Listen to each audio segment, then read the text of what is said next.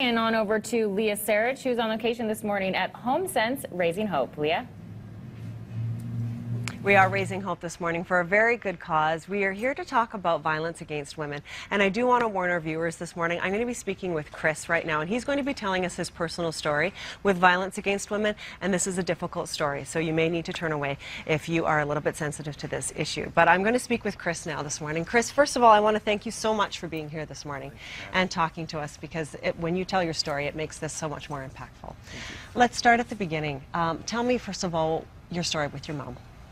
I was raised by a single mom, my brother and I, an incredible woman who was both our mother and our father.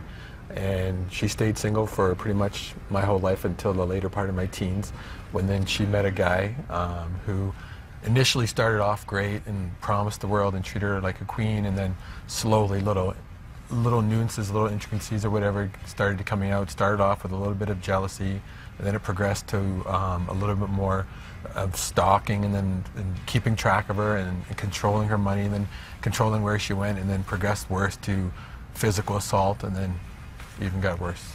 Wow. What was that like for you, witnessing that as a child, as a teenager?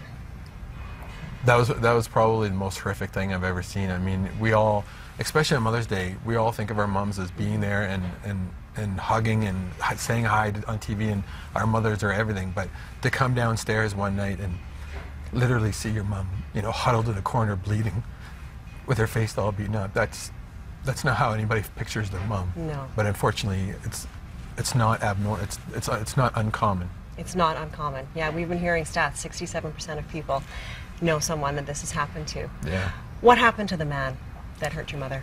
In the end, she decided she wanted to leave. She'd had enough of him. She made the decision to leave, and unfortunately, as the lady spoke up this morning, that's when most of the real hard violence happens.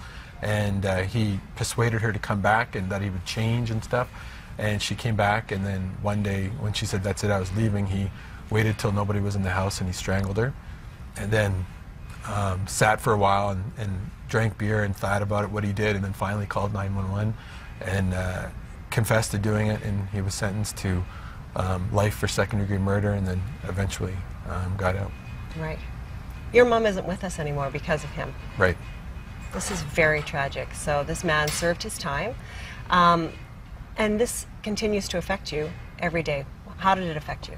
It definitely continues to affect my brother and I. I was later diagnosed with PTSD, anxiety, and depression, and that's something that doesn't ever go away. And even on Mother's Days, on Christmases, even when I hear it in the news, it still triggers it to this day, and it's something that I'll probably deal with forever, no matter how old I get.